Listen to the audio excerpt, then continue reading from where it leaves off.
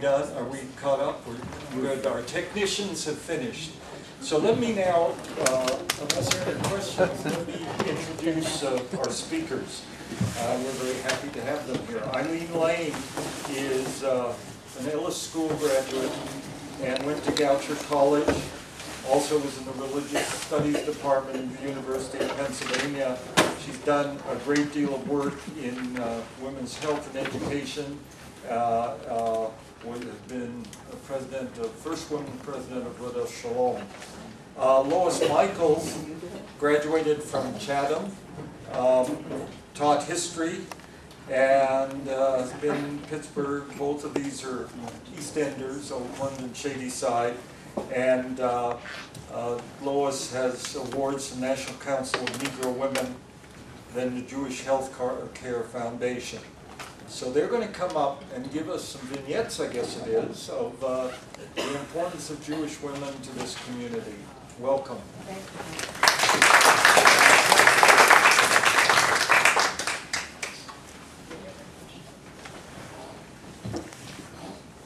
Okay, I'm Eileen Lane. Good evening. Lois and I are really pleased to have been invited to talk about the book that we edited with Eric Lidji, which recounts the deeds and sings the praises of 21 Pittsburgh Jewish women. And unfortunately, Eric couldn't be with us tonight, but we're delighted that you all are here.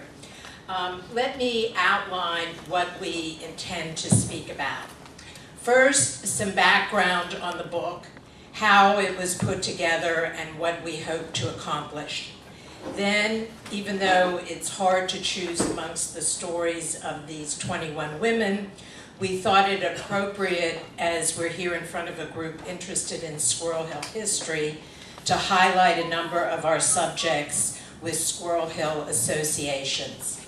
Lois is going to focus on two of those women, both involved in education, one as a volunteer, the other as a professional and entrepreneur, yet each with quite distinct backgrounds and experiences as residents of Squirrel Hill. Then I'd like to share with you the stories of two other distinguished Pittsburghers with strong connections to Squirrel Hill's Jewish community, both of whom also share an important affiliation with the National Council of Jewish Women. And since the National Council of Jewish Women, or NCJW itself, has an important presence in Squirrel Hill with its organization's headquarters at Anathan House, which is literally around the corner from where we're meeting tonight, I'd like to examine some of the history of NCJW and of Anathan House.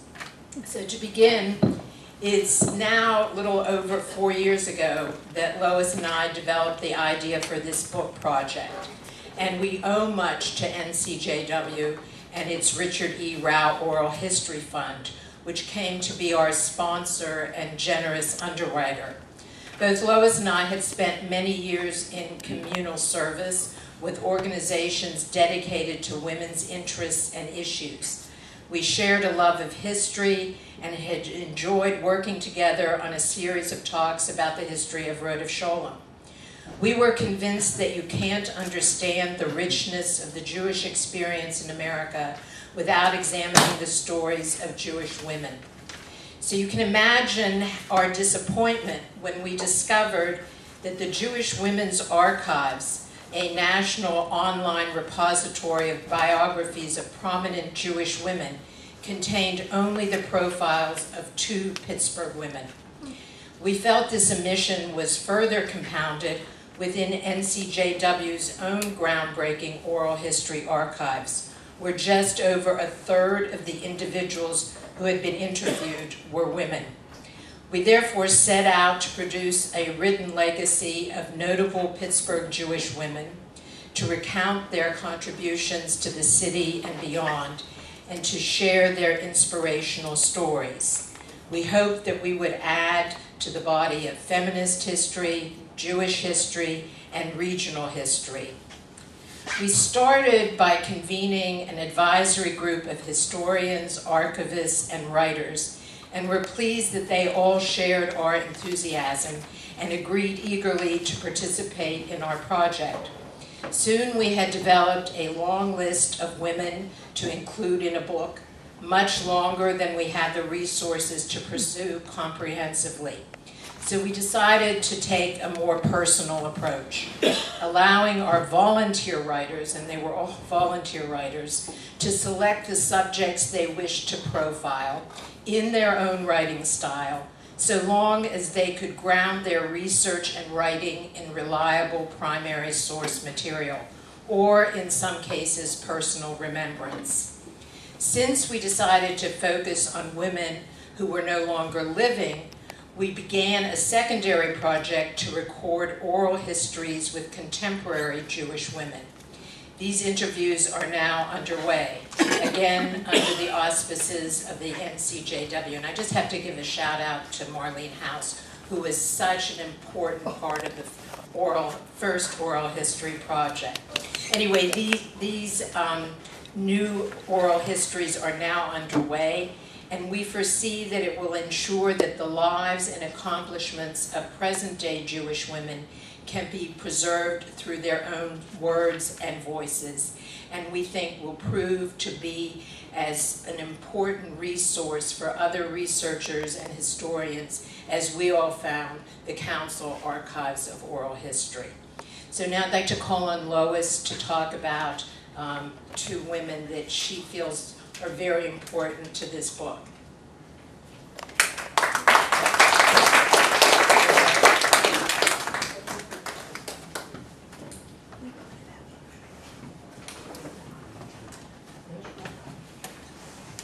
Can you hear me if I don't use the mic? No. No. And I will try to use the mic. Wherever it is. Well, first of all, thank you, Eileen. I hope you got the impression. I hope you got the impression and understood that Eileen and my working together has been a true labor of love. We love what we were doing, we love each other, and we've been really very blessed to be able to have done this work together.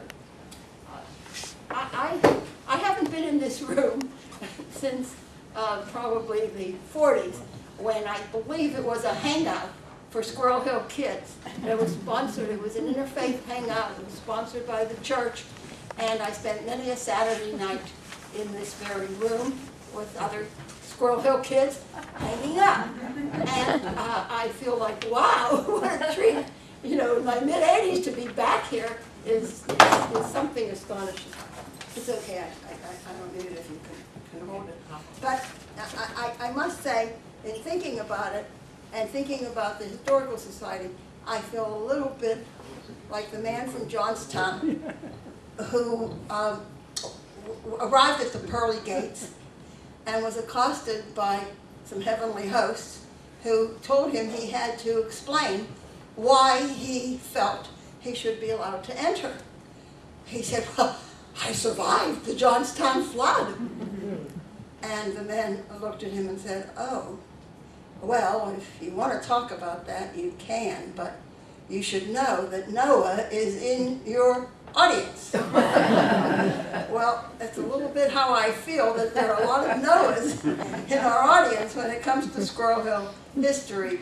So it's with humility that I begin this talk about two remarkable Jewish women who raised their children and lived in Squirrel Hill.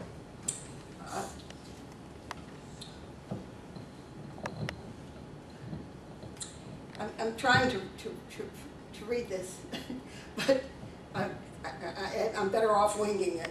I'm going to focus on their backgrounds, on their activities, and their legacies. And I'm also going to include some personal anecdotes, because I had the privilege of being friends with both their daughters, one when I was in high school and one when I was in college. And so I got to meet these two women. The stories of Maxine Goldmark Aaron, and Dorothy Finkelhor are truly remarkable. Maxine Goldmark Aaron, A little bit louder. Maxine Goldmark Aaron was born on May 14, 1903 in New York City, and she died in Pittsburgh on February 4th of 1996. She was born to an established New York Jewish family of wealth, culture, and sophistication. Her mother was a teacher, her father a respected businessman. And although she is associated with public education, she herself was a product of private schools, having gone to the Horace Mann School for Girls, which was the demonstration school for Columbia University's Teachers College, and Vassar College, where she was a history and economics major. It was not until she married Marcus Lester Aaron and moved to his hometown of Pittsburgh that she began an interest in the public schools. And that started almost immediately when her children began school at Whiteman, and she immediately volunteered to be in the PTA. She became president of the Whiteley School PTA, she became president of the Alderdice PTA, and she was also president of the All-City PTA Council, which in those days was really very active. She followed a family tradition of the Aarons. They believed in public education. Her husband, Marcus Lester Aaron, had graduated from Peabody High School. And his father before him was appointed by the court of the judges of the Court of Common Pleas to be on the first board of education for Pittsburgh Public Schools, and that wasn't until 1911. And he stayed on that board and became the president from 1922 to 1942. They had no such thing as term limitations in those days. So when Mrs. Aaron, Maxine Aaron, was appointed to the Board of Education in 1948, she was following that family tradition.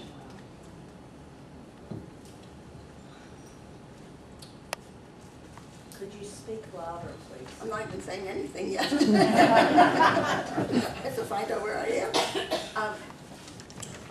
When Maxine Aaron was on the board from 1948 until about 1970, but she became president in 1966.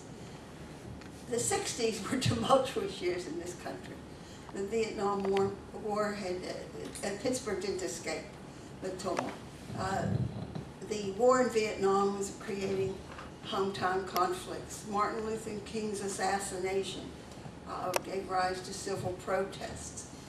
The teachers in the Pittsburgh Public Schools has organized into the Federation of Teachers under the AFL-CIO, and there was a nasty teacher strike in 1968. Among the other challenges that Mrs. Aaron faced was the problem of implementing or seeing that a $50 million construction plan was being implemented in the schools. It was the largest that ever had. And she had to fight the state legislature for increased state appropriations for the public schools. In addition, there was a great deal of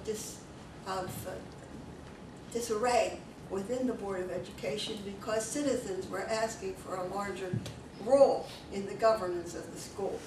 Mrs. Aaron was noted by her daughter Franny, who wrote the profile of her in her deed, Sing Her Praises, said that her mother was noted for keeping a level head and was fair and balanced in allowing the opinions of all sides of the story to voice their positions. And while she was not in favor of an elected school board, it did pass, and she herself did not choose to run for election once the board was no longer appointed by the Court of Common Pleas. In 1933, the first house that the Aarons lived in was a rented house on Woodmont Street, 5520 Woodmont Street. In 1933, Maxine and Lester bought a piece of land at the corner of Inverness and Maynard and built their own home, which is still there. At 1233. Could you use the mic? I'm sorry, at 1233 Inverness Street.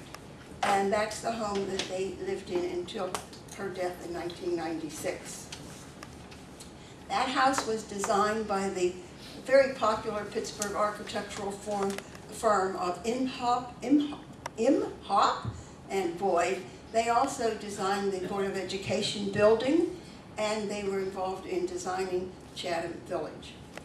Squirrel Hill was opening up to a residential building in the 20s and 30s, and from some of the readings that I did, I found that there was very little available land left in Squirrel Hill by the middle until late 1930s.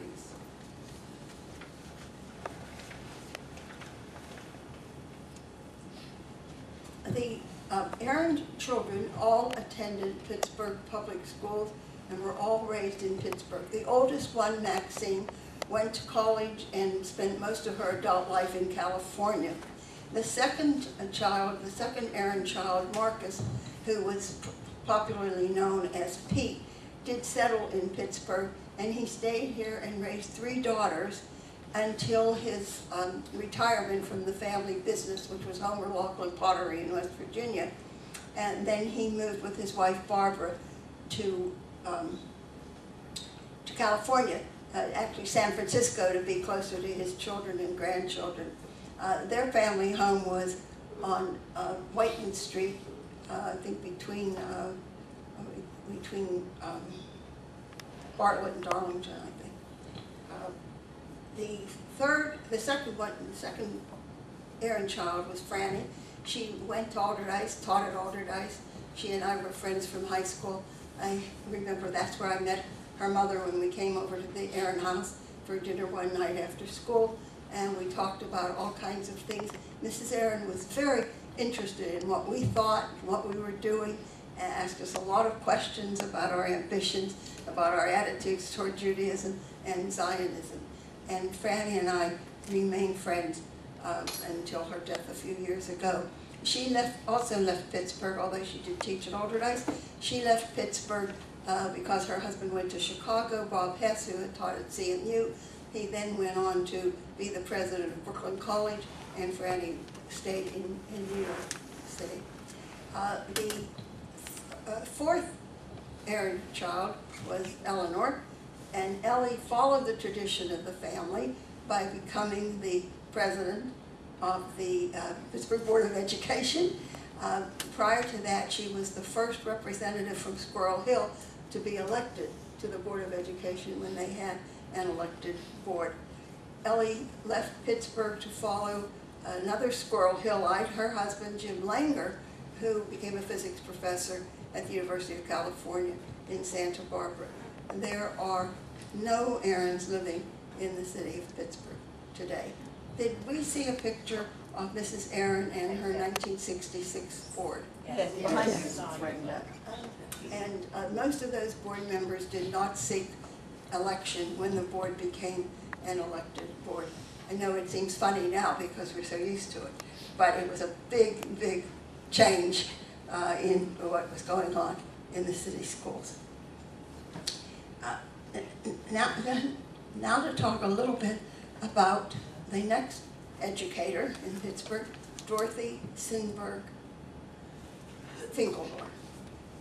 Dorothy lived from 1902 until her death in 1986.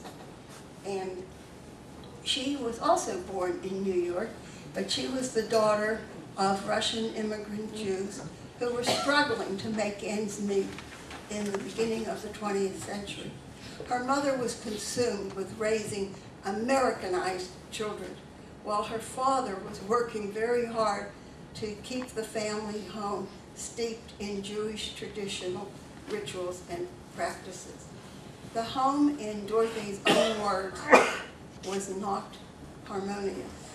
I thought that was so sad for a kid to say about their home. It was not harmonious, and she was always thinking out of the box.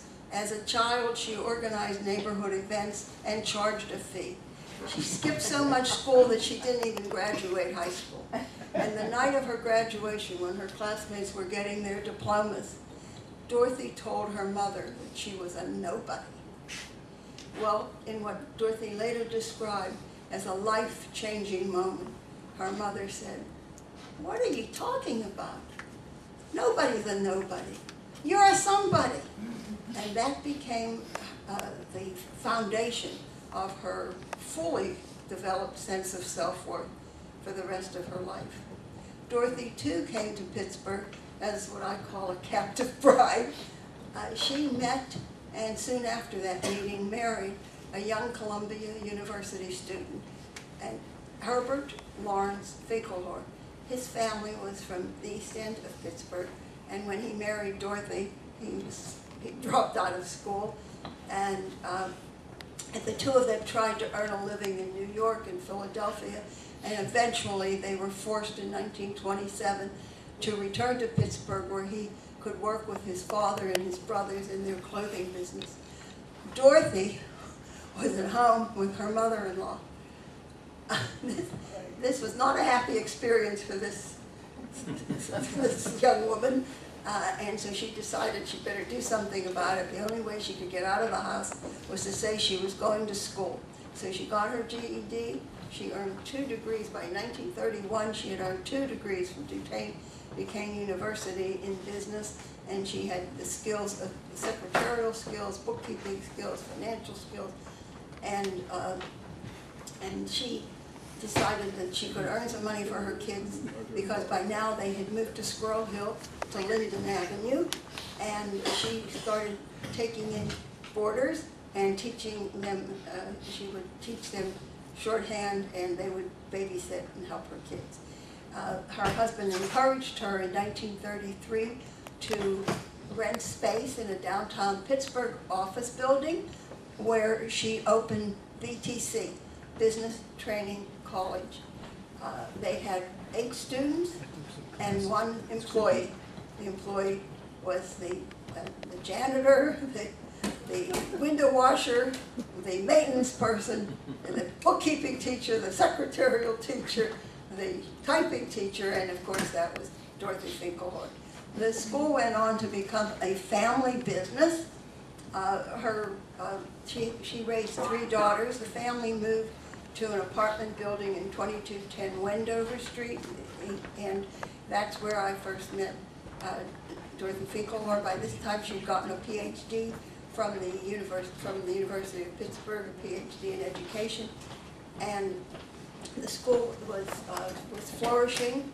I was a friend of her daughter Joey's, who was a student at what was then Pennsylvania College for Women, PCW, now Chatham University. And at the time that I met her, she was in the kitchen. I had no idea she was this hotshot woman of the world, and she was giving us cookies or something of that nature. She was smiling and open and friendly. The first time I met Mrs. Aaron, I saw her as rather austere and quite aristocratic in nature. But both of these women were devoted parents, devoted mothers, and my first experience to them was as the mother of my friends. The BTC became Point Park Junior College when there was public money available for junior colleges, and Joey's husband, Art Blum, started teaching there, and the school was so successful that Herbert Finkelhorn became a full-time employee. He did all the non-academic things, and Dorothy took care of the academic side of the school. Among the things that Herbert did was to buy a competing business school, Duff's, and Carol, the oldest daughter's husband, William Ferguson, became the head of Duff's Business School, while Art Bloom, Joey's husband, eventually succeeded Dorothy as president of Point Park College, which is now Point Park University. Carol reminisced about her life at Squirrel Hill, about how she loved the Squirrel Hill bookstore, about how they went to the Manor, the Squirrel Hill, and the Beacon theaters, how they had bought chocolate root beer and pretzels at a pharmacy called Martin's and Vandervoorts. Does anybody know about Martin's and Vandervoorts? Because when I talked to Ellie Langer about her life in Squirrel Hill, she said they had double scoop ice cream cones for 11 cents at Martin and Vandervoorts Pharmacy in Squirrel Hill. So they must have done a big business with kids after school who had the change or whatever it was to buy these goodies. The youngest daughter, Naomi, was the only one who actually graduated from a Squirrel Hill school. The others having gone to private schools, that's in the Finkelhor family. And like the Aarons, there are no Finkelhor descendants living in Pittsburgh today. What I found so fascinating about these two women was what they were able to accomplish at a time when doors were opening, beginning to open, slightly opening. I once told somebody that the glass ceiling for women in Pittsburgh was made out of reinforced U.S. steel. But they were able to do this. Of course, they were both bright. They were both tenacious. They had similarities and dissimilarities.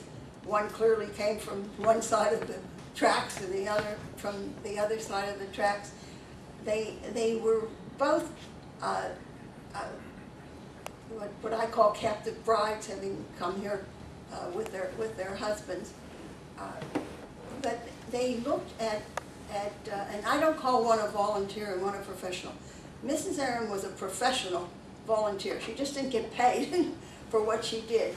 But she worked an 8-hour day, sometimes 10, 12, or 14-hour days on behalf of the public schools. Dorothy Finkelhor, of course, used her interest in education in a different way because she used it as a way of earning a living for herself and the family. But they were both had this absolutely unswerving belief that education, quality education, and you see that in their writings, it comes up all the time. Quality education was the door opener for success. And that was a major belief, and that was what they tried to instill in the people that they worked with, either in the private or the public sector. So one of my unswerving beliefs or hopes is that the lives of these two extraordinary women would become part of the legacy of Squirrel Hill history. And your being here tonight is making that happen. And I want to thank you.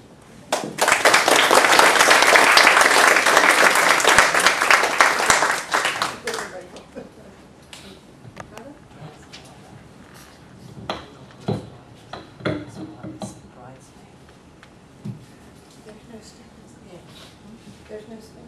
No, there's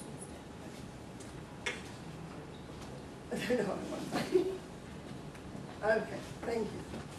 I broke my femur, so I can't use my mobility cane, so I'm a little handicapped today. There I go. Thank you. I just have to echo what Lois said in reverse. Lois has not only been my co-editor, but she is one of the most inspiring role models I've had in my life. In such a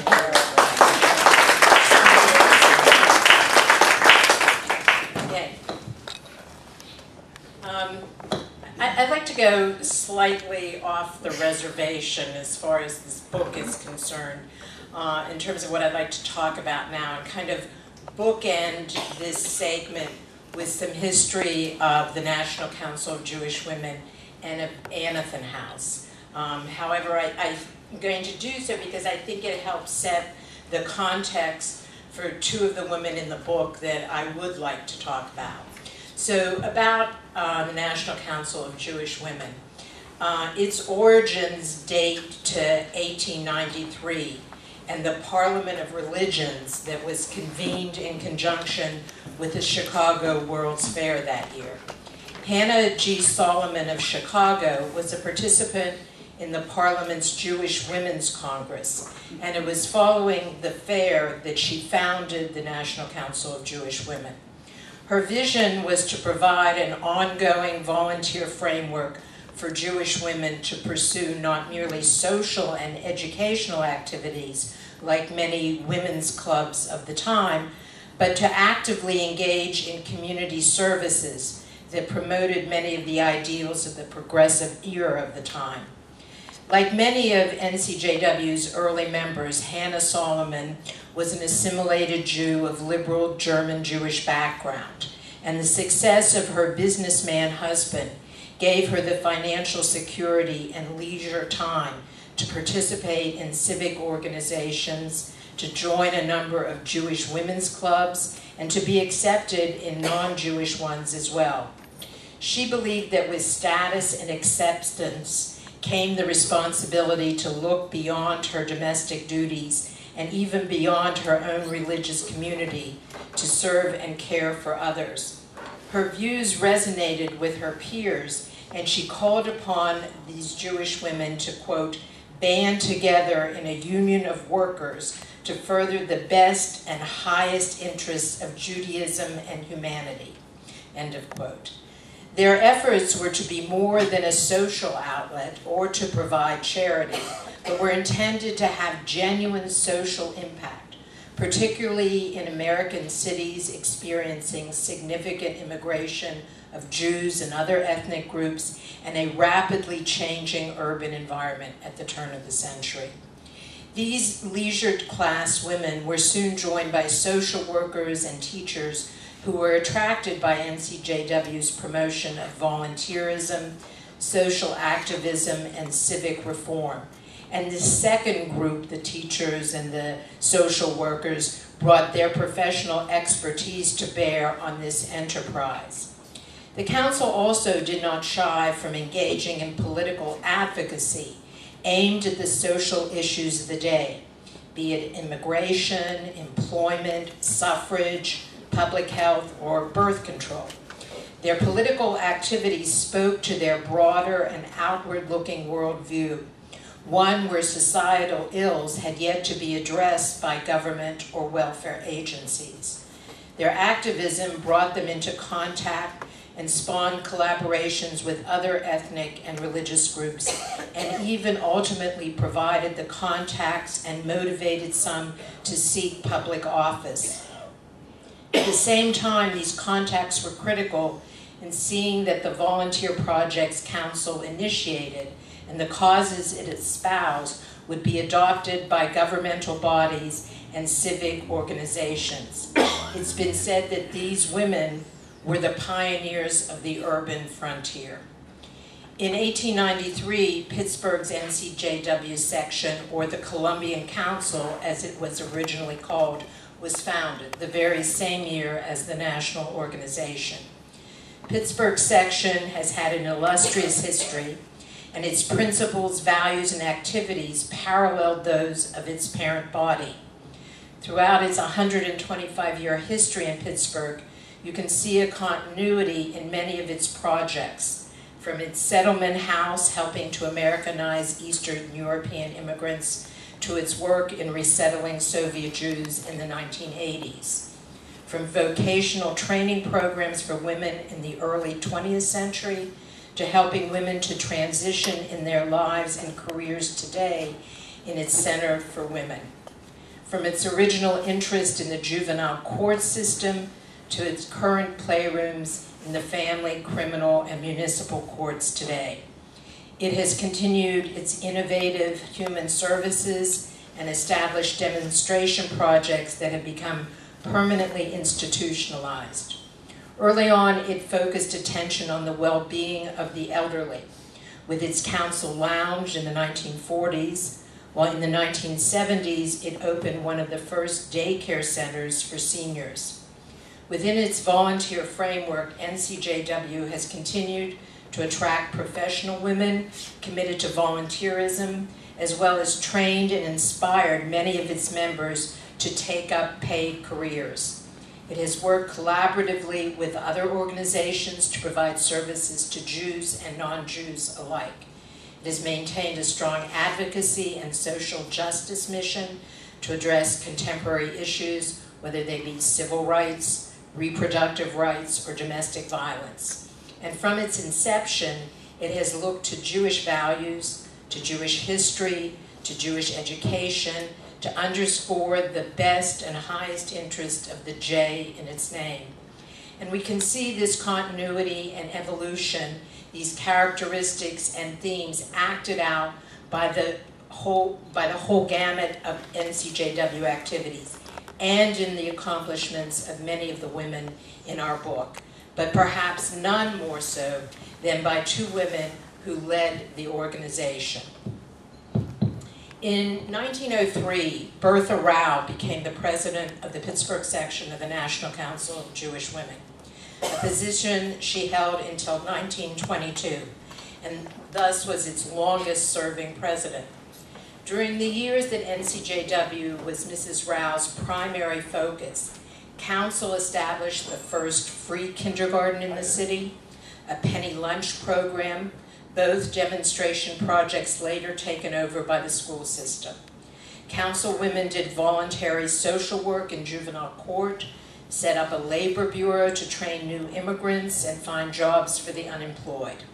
It gave birth to a committee of volunteers to aid and train the blind that later became part of what we now know as the Blind Association. Perhaps its most notable project was its settlement house. No wonder Bertha Rau was called the Jane Addams of Pittsburgh. At the settlement house, council volunteers taught English, provided vocational training, set up bathing facilities, as well as a medical and dental clinic. Ultimately, the council settlement house became the Irene Kaufman Settlement, the forerunner of our current JCC. Mrs. Rau encouraged National Council involvement in penal reform and suffrage. She was an extraordinary woman with amazing leadership qualities, energy, and vision. She was associated with over 50 Jewish and non-Jewish organizations, a means by which she made many contacts and generated much goodwill for herself and for NCJW. And in 1922, she was appointed by Pittsburgh's Mayor William McGee to his cabinet, the first woman in the United States to serve in a mayor's cabinet. There she became the director of public welfare. During her 12 years of political service, she saw to it that the city provided social services, introduced sanitation reforms, and overhauled the Mayview City Home and Hospital into a modern psychiatric facility. And here you see her cutting the ribbon on that facility. Bertha Rau's background was very similar to Hannah G. Solomon. She was born into an elite, wealthy German Jewish family in Allegheny City in 1865 at the end of the Civil War, but spent most of her married life in a home on Bartlett Street in Squirrel Hill. And while I can't understand how she ever had time to be at home with all these committees she served on, here's a picture of her hosting a dinner party at her home on Darlington Road, on Bartlett Street, I'm sorry. In 1966, Frieda Shapira became the 25th president of the National Council of Jewish Women Pittsburgh section. With a degree in social work and having supervised children in foster care, it's not surprising that under her leadership, NCJW expanded its commitment to preschool instruction with demonstration Head Start projects at 9 school sites that ultimately were adopted and expanded by our public school system. During her term, NCJW also initiated a free school lunch program, launched the Oral History Project, and collaborated with other women's groups in a program known as WICS, which stood for Women in Community Service, that recruited and screened young disadvantaged women for the Women's Job Corps. As her volunteer work began during a time of rapid and at times disrupted social change, Frieda Shapira believed that social equality for African Americans was the most important issue facing the country. When she was Vice President of Social Action for Council, there is in her papers a letter on council stationery addressed to President Kennedy urging the passage of civil rights legislation. She became very skilled at using boards and committees throughout the city to establish relationships and push for social change. Here she is with Mayor Barr and some of her friends in the civil rights movement. Over time, her involvement and influence extended far beyond the Jewish community. As her daughter Edie wrote, she was at the pulse of everything good in town and was sought after for her fairness, her passion, and her intellect. As Frida herself advised others, it was important to be a player, not a bystander, in order to make a difference in the world. Frida was born in 1917 at the end of the First World War to Dora and Joe Goldstein. Joe Goldstein was one of the 5 founders of the Giant Eagle supermarket chain, which has always had a strong presence in Squirrel Hill. With the success of his business, Joe moved his family from Point Breeze to Squirrel Hill, and Frida was a member of the first graduating class from Taylor Alderdice High School, and she and her husband Saul lived and raised their 4 children in Squirrel Hill. Now let's return to NCJW and its Squirrel Hill history. In June of 1946, the council was interested in starting a new project, one, according to its then president, Minnie Sussman, that would be meaningful, necessary, and would involve volunteers. An article in the New York Times talked about a day center for older people that was run by actually the New York section of the National Council of Jewish Women. This struck a chord with the Pittsburgh women. This would be a perfect project to replicate, as there was nowhere in our city where older adults could find meaningful ways to spend their time. In order to raise money for the project, NCJW decided to hold a fundraising bazaar where they would raffle a car. Enter Bessie Anathan, who was to become the project's major benefactor. Here she is with her 2 daughters. Bessie Anathan was the daughter of Isaac Frank, a wealthy German Jew, and the granddaughter of William Frank, who in 1846 was among the first Jews to settle in Pittsburgh and helped create many of the first Jewish institutions in the city. She was born on Mount Washington, but raised in a large home on Aylesboro Avenue and ultimately lived on Bennington Avenue. She was a member of NCJW, but was not a particularly active one. However, she too had developed an interest in activities for the elderly, as she had observed that her own 85-year-old mother was very lonely, had outlived most of her friends, and had little to do. And Bessie wasn't willing to spend all her time with her mother. So while visiting a friend in New York, Bessie was taken to see the council program in the Bronx. She later said, "It was in the back of my mind to start something like it in Pittsburgh." She went to the Pittsburgh fundraising event and bought $500 worth of raffle tickets, and she won the car. When she determined that council could now seriously begin the project, she gave them an additional $5,000. This is in 1946, and $5,000, according to the president of the National Council of Jewish Women, was enough to start a new project. The council lounge opened in 1949 in a second-floor loft on Forbes Street on the block between Murray and Shady. One reason it took some time to get the program up and running was a dispute between the NCJW women and an equally determined group of male leaders of the Federation of Jewish Philanthropies, who wished to start a similar program at the Irene Kaufman Center. They merely wanted NCJW to provide the funding rather than run such a program. Ultimately, NCJW prevailed, but the men said they felt it was a tremendous mistake, and they doubted that 8 people would show up when the doors opened. 200 did. By the terms of Bessie Anathan's gift, the council lounge was non-sectarian, and older adults from many neighborhoods used the facility, but because of its location, the close to 100 people who used it on a daily basis were mostly Jewish. And here's a picture of some of them at their activities. There were many recreational activities, dancing, singing groups, card playing, sewing, refreshments, birthday parties, all free to those who attended. The council lounge operated for 15 years, ultimately with a paid director and with lots of NCJW volunteers. Fast forward to the late 1950s.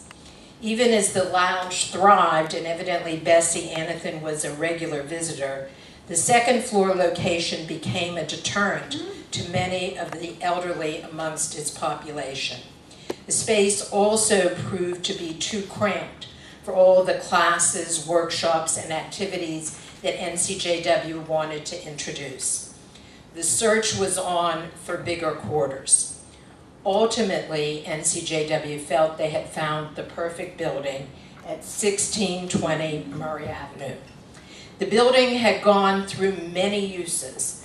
First was a private residence, then a girls' school. Later, a place where Genevieve Jones taught dancing. I have visions of Gene Kelly on the internet.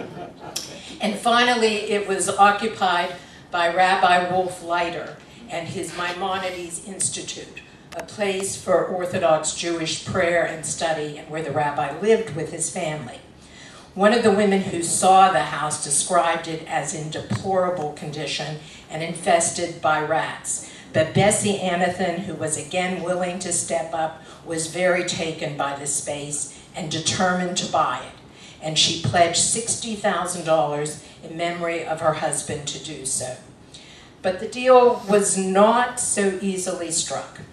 The Institute was willing to sell, but the neighbors, including some Jewish ones, objected to granting a zoning permit, claiming there was too little parking, though in fact the elderly who were coming there were not driving cars. But there also seemed to be some unhappiness about a building with signage for the National Council of Jewish Women in their midst. This dispute actually lasted for 2 years and went to court all the way through the appeals process, and was only settled in favor of the Jewish women prior to going to the Pennsylvania Supreme Court, when NCJW agreed to pay the neighbors' legal costs. Bessie Anathan contributed an additional $60,000 to renovate the house. From its grand opening in 1963 until approximately 4 years ago, Anathan House was the center for NCJW's Council Care Senior Adult Program, and later used the space for a program called Anathan Club, a daycare center for the frail elderly, though ultimately they merged both of those projects into programs at the JCC and the Jewish Association for the Aged. Today, Anathan House continues to be known by that name and contains the administrative offices of NCJW, in part maintained by an endowment that Mrs. Anathan left in her will. Both the Council Lounge and the programs for seniors in Anathan House exemplify the vision, the determination of these NCJW women, and their work on the cutting edge of communal social services. I'd like to just end with 2 final notes. First, a word about the title of the book. The phrase, "her deeds sing her praises," comes from Proverbs chapter 31, which is better known as Eshet Chayil, or Woman of Valor. This poem of praise is traditionally recited at a Sabbath meal to celebrate the nobility of Jewish women. And it is in that spirit that we offer these profiles, not merely to celebrate the lives of these women, but to recognize the deeds and accomplishments of a group of quite extraordinary Jewish women. And lastly, as Michael mentioned, We do have books for sale. We're selling them at a discount price tonight of $10. And any of you who are members of the National Council of Jewish Women, you get your book for free. So thank you very much for your attention. I'll be happy to answer your questions. You know, I live on Northumberland. I've been walking by the building for years, not really knowing much about it. It's great to get that history. One of the other profiles that I noticed in the book is a woman named Ruth Redboard. Some of you may know her. I don't know her, but her son is one of the founders of Walnut Capital and has been a very successful and was a speaker with us before. I'm sure there's some questions in this group, so fire away. I would just like to thank Eileen and Lois. This is wonderful, and I can't believe you taught me some things I did not know about Anathan House and CJW. Wonderful presentation. What else? Come on, you must have some questions. Lois has gotten up. Okay, right, I'm Not going so out. easy. It should be some. I just wanted to mention that Mrs. Rau, they named the Rau History Museum at the Heinz History Center. well, it's in the Heinz History, but the center there, and it's used quite extensively, and it has all the Jewish organizations in the city, all the cemeteries, all the Burke deaths. There's information on the Hebrew Institute, probably on everything. We've been using it lately, and it's all in her name. So that's It was actually given by the money that started that archive by Richard Rau, who is the same individual who gave money to National Council of Jewish Women that we were able to access to produce this book. They paid for printing it and publishing it, but nobody paid us for our blood, sweat, and tears. There's no money. But I will say this, I'm really glad you mentioned that archives, and there are other really important archives in the city, such as the University of Pittsburgh has archives, CMU has archives. CMU contains archives of all the Jewish newspapers going back 150 years in the city. And we were really fortunate to be able to access so many of those archives for our work.